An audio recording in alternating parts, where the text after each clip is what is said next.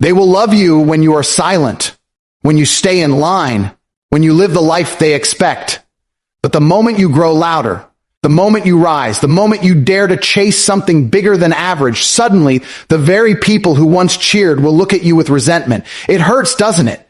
The friends who once clapped for your small wins are the same ones who whisper when your victories become too big for their comfort. Hate doesn't come because you've done wrong. Hate comes because you've done something right. Understand this. Their hate is not a reflection of your weakness. It is a mirror showing their own insecurities. People despise what reminds them of their own wasted potential. When you refuse to quit, you force them to confront the truth about themselves. And most people would rather tear you down than build themselves up. So don't let it break you. Let their anger fuel you. Let their doubt sharpen you. Because the moment you start being hated is the moment you start becoming powerful. The world doesn't throw stones at those who are invisible. It only throws them at those who shine. Hate is proof you're rising above mediocrity, and the faster you understand that, the stronger and more unshakable you become. Think about it. When you are average, when you live like the crowd, no one notices you.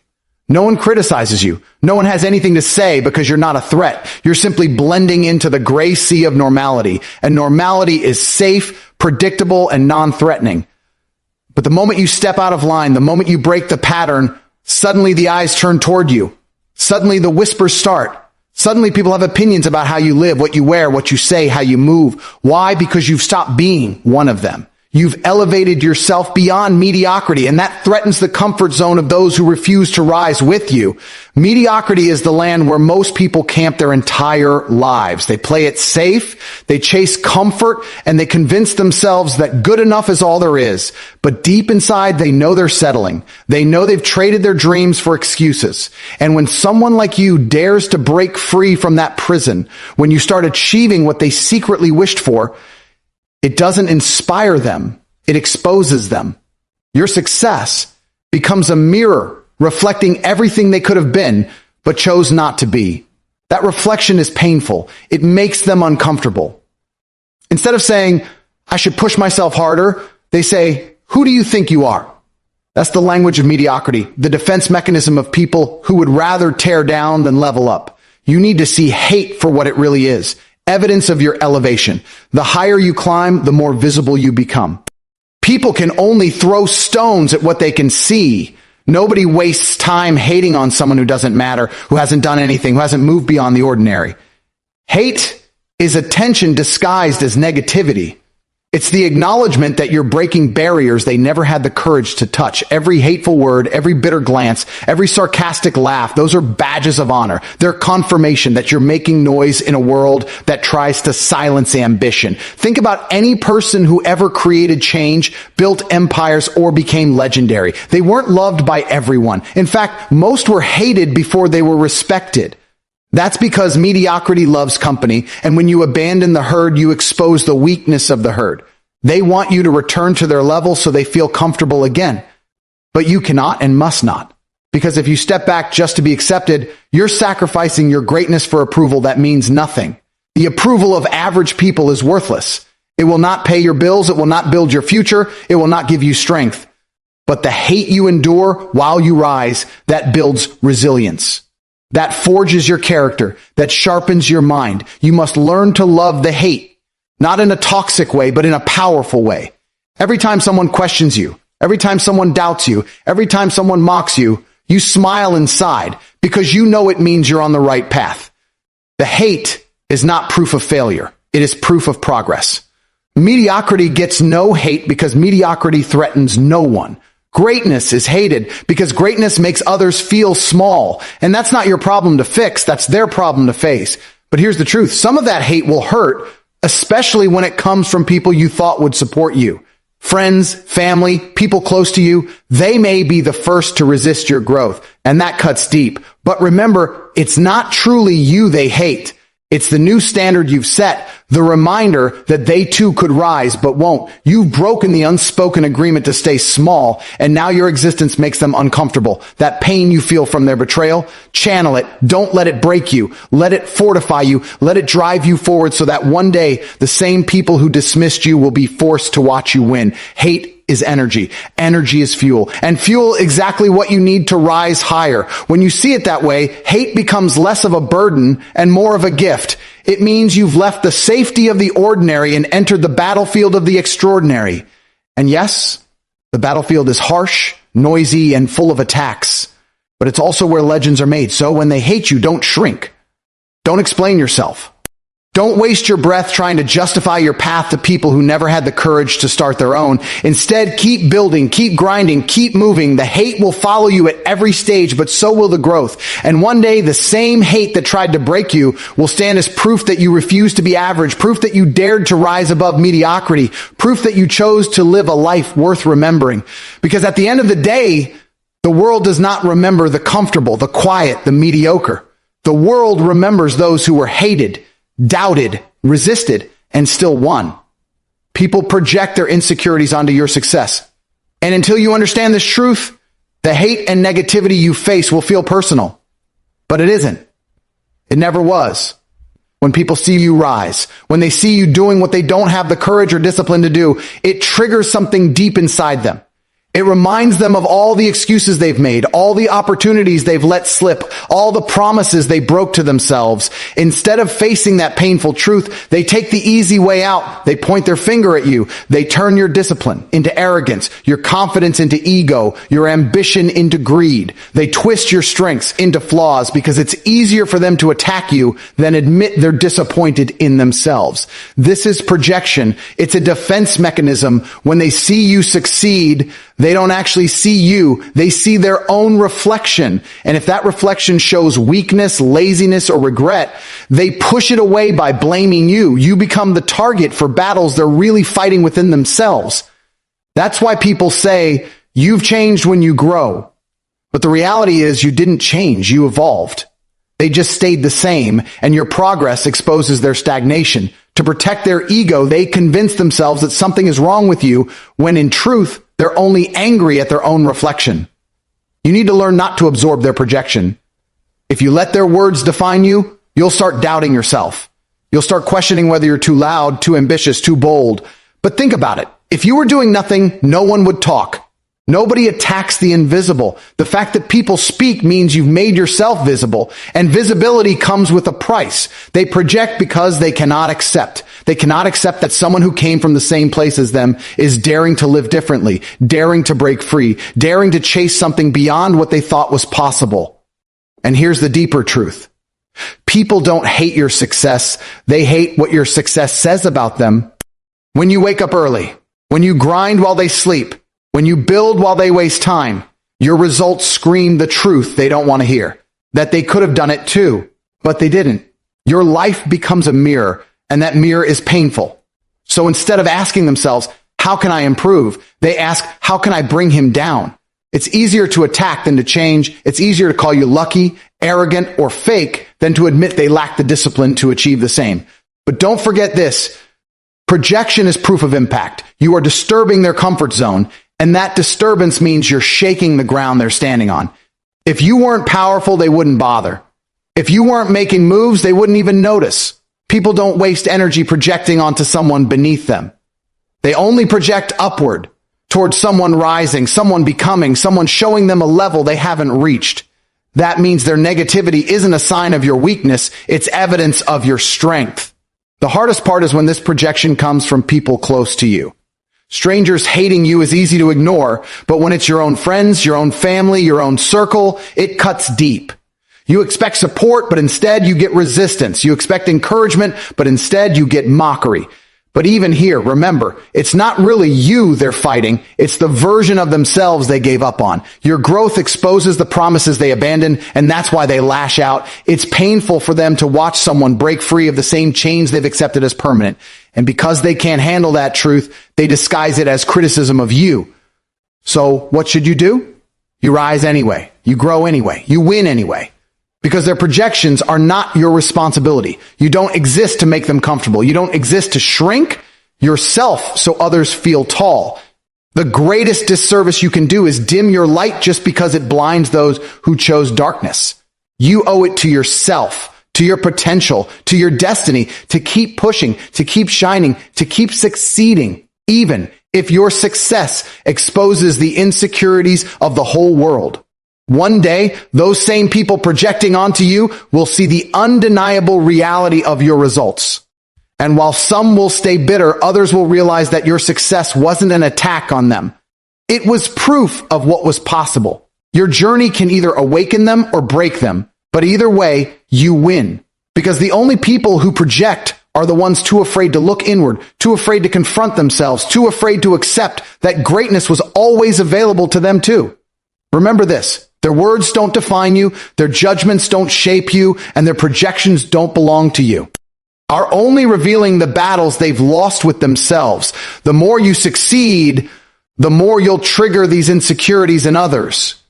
But instead of being bothered by it, let it fuel you. Let it remind you that you're no longer average, no longer invisible, no longer one of the many. You are a force that demands attention, a mirror that reflects truth, and a reminder of what is possible when someone refuses to settle. And that is why people project. That is why they aim their insecurities at you. But the very fact that they do only proves you've risen above them. Jealousy is disguised as criticism. And the sooner you understand this, the easier it becomes to ignore the noise and keep moving forward. People rarely admit they're jealous. Nobody will look you in the eye and say, I envy your discipline, your results, your success, your courage. That would require honesty and humility. Instead, they mask their jealousy behind criticism. They'll call your ambition too much. They'll say your goals are unrealistic. They'll label your confidence as arrogance. They'll disguise their envy in the language of concern, advice, or opinion, when in reality, it's nothing more than a reflection of their own insecurity. The truth is, jealousy burns them from the inside out. But instead of dealing with that feeling, they try to put out your fire. It's easier for them to criticize your effort than to admit they lack effort themselves. It's easier to mock your dreams than confront the fact they abandoned theirs. So their criticism comes not from wisdom, not from genuine advice, but from a place of envy. They see in you what they wish they had, and it hurts too much to acknowledge it, so they wrap their jealousy in the disguise of feedback. But if you pay attention, you'll see the cracks in the disguise. Their tone reveals bitterness. Their words lack substance. Their advice always pulls you backward, never forward. Understand this, genuine criticism is constructive. It comes from people who want to see you win. It points out flaws with the intention of helping you improve. But jealousy-driven criticism is destructive. It exists only to hold you back. It doesn't seek to build you. It seeks to break you. It doesn't guide you toward better. It tries to convince you to stop. And the more successful you become, the more often you'll encounter this disguised jealousy, because success acts like a spotlight. It exposes the insecurities of everyone around you. Think about how it usually works. At first, when you're at the bottom, no one cares. They laugh at you, maybe ignore you, but they don't feel threatened. The moment you start climbing, the energy shifts. Suddenly, people have opinions about how you should live, what you should do, what you shouldn't attempt. They start pointing out every small flaw, magnifying every mistake, as if they're experts. But what they're really saying is, I can't stand that you're doing something I'm too afraid to try. They don't want to see you rise because your rise makes their excuses crumble. Jealousy is so often hidden behind phrases like, I'm just trying to help, or I'm just being honest. But strip away the disguise, and what you'll find is bitterness. Real help lifts you higher, but jealousy disguised as criticism tries to drag you back down to mediocrity, where they feel safe. You cannot listen to it, because if you do, you'll start shrinking. You'll start doubting yourself. You'll start lowering your standards just to please those who are secretly envious of you. And that is the greatest tragedy of all. Betraying your own potential because you believe criticism that wasn't real, only jealousy in disguise. You need to build a filter. Whenever criticism comes your way, ask yourself, does this come from someone who has walked the path I'm walking? Does this come from someone who genuinely wants to see me win? Or does it come from someone stuck in place, watching me move, resenting that I dared to try? The source matters more than the words. If the source is jealousy, the words are worthless. If the source is envy, the advice is poison. But if the source is genuine care, then even harsh criticism can become fuel for growth. Most people, though, are not trying to help you. They're trying to calm their own jealousy by planting doubt in your mind. And you cannot let it grow. You must learn to stand firm in your vision even when the criticism becomes loud. Because at the end of the day, the criticism isn't about you. It's about them. It's about their insecurities, their fears, their failures, their regret. They see you winning and it hurts. They see you daring and it stings. They see you rising and it threatens everything they settled for. So they criticize not because you're wrong, but because you're right. Not because you're weak, but because you're strong. Not because you're failing, but because you're succeeding. The most dangerous thing you can do is believe them. If you let jealousy disguised as criticism stop you, you'll hand your destiny to people who never even tried to reach their own. You'll give power to voices that don't deserve it. You'll shrink just so they feel taller, and that is not why you started. You didn't start to fit in. You didn't start to stay small. You started to rise, to grow, to live differently. So their jealousy must remain exactly what it is: background noise. Let it be fuel. Let it be proof. Let it be a reminder that you're doing something worth envying, because nobody envies the invisible. Nobody criticizes the average.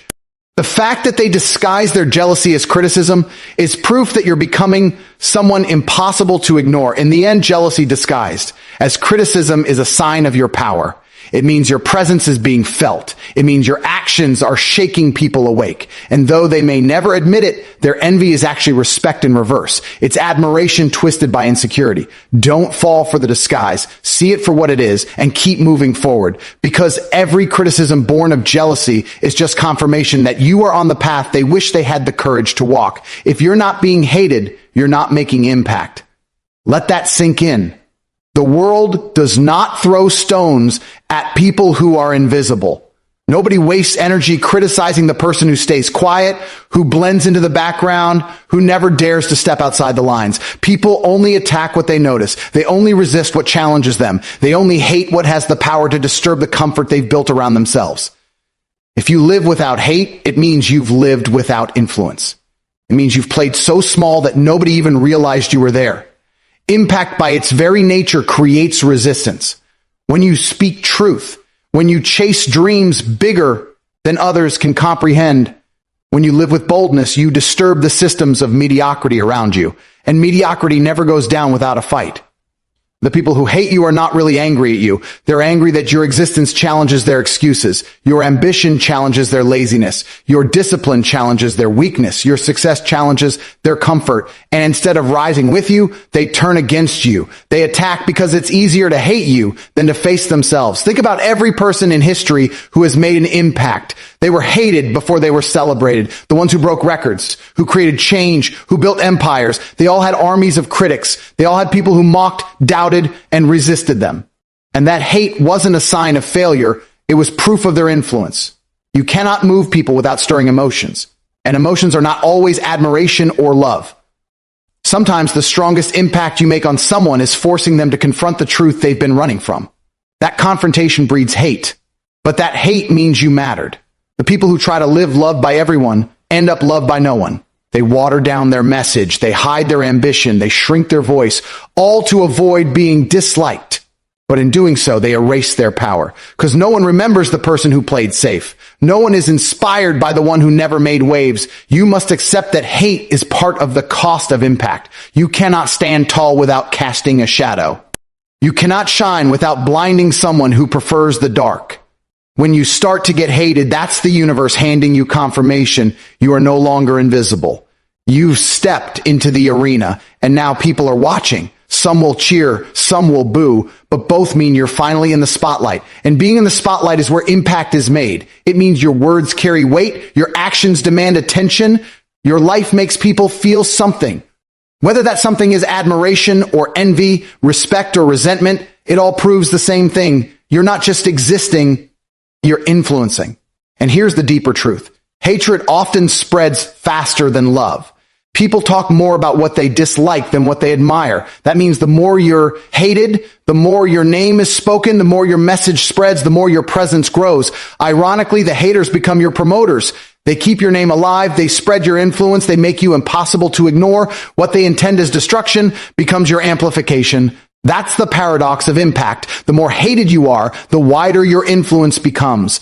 But you must develop the strength to withstand it. If you crumble every time someone hates you, you'll never last long enough to create real change. The storm of criticism is not meant to break you. It's meant to test you. It's meant to see if you're worthy of the stage you're stepping onto. And if you can endure the hate, if you can stand tall in the face of it, you become untouchable. Hate loses its power when you no longer fear it. And once hate loses its power, impact becomes unstoppable. So stop trying to be liked by everyone. Stop trying to avoid criticism. Stop trying to blend in. The price of relevance is resistance. The price of influence is hate. If you're not being hated, it means you're not pushing hard enough. You're not speaking loud enough. You're not living bold enough. It means you've settled for safety instead of significance. And safety never inspired anyone. Significance always does. At the end of your life, you won't be remembered for the people who approved of you. You'll be remembered for the people you disturbed, the systems you challenged, the lives you forced to wake up. That's what impact is. It's not about being universally loved. It's about being unforgettable. And unforgettable people are always hated before they are respected. So wear the hate like armor. Let it remind you that you're not average anymore. Let it fuel you, sharpen you, drive you. Because if you're not being hated, you're not making impact. And if you're not making impact, you're not truly living. You're just existing quietly, safely, invisibly. But you weren't born to be invisible. You were born to be seen, to be heard, to make a dent in this world so deep that even your enemies can't ignore it. Their hate is your confirmation of growth. And the sooner you accept this, the freer you will feel. Hate does not follow the stagnant. Hate does not chase the invisible. Hate is reserved for those who dare to climb. Those who dare to move faster than the crowd. Those who dare to live a life that others only dream of. If no one is hating on you, it means you are standing still. But the moment you rise, the moment you start achieving, the moment you begin to break out of the cage of mediocrity, suddenly the hate appears. And it appears not because you are wrong, but because you are growing.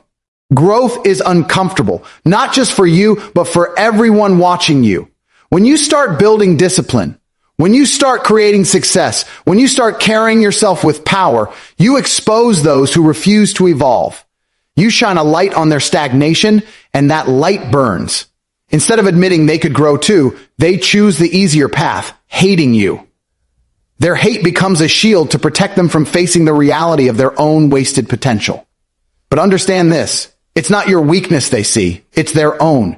Their hate is only a reflection of the discomfort they feel when confronted with your growth. Think about it. When you were average, when you stayed quiet, when you played small, nobody had anything to say. Nobody criticized you. Nobody tried to pull you down. Why? Because you were like them. You blended into the background. You weren't a threat. But the moment you changed your habits, the moment you set bigger goals, the moment you refused to settle for less, that's when the hate began. That's when the whispers started. That's when people who once supported you suddenly turned cold. And it hurts, especially when it comes from friends or family. But that pain is also proof. It proves that you are no longer the same. It proves that you are outgrowing them, outgrowing your old life, outgrowing mediocrity. Their hate is evidence of transformation. It means the person you used to be has died and a stronger, sharper, hungrier version of you has been born. And not everyone will celebrate that version. Some will feel threatened by it, some will feel left behind, and some will resent you for having the courage they lack. But you cannot slow down to make them comfortable. If their hate is confirmation of your growth, then every hateful word is a medal pinned on your chest. Every doubt they throw at you is a trophy proving you've leveled up. Every insult is a scoreboard reminding you that you're winning. Growth has always been met with resistance. Look at anyone who has risen to greatness. They all carried the weight of hate on their shoulders. They all had people who wanted to see them fail, who wanted to drag them down. But they used that hate as confirmation, not condemnation. They didn't let it stop them. They let it fuel them. And that's exactly how you must think. Hate is not your enemy. It's your compass.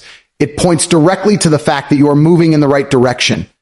If people are hating you, you are growing. If they are silent, you are stagnant.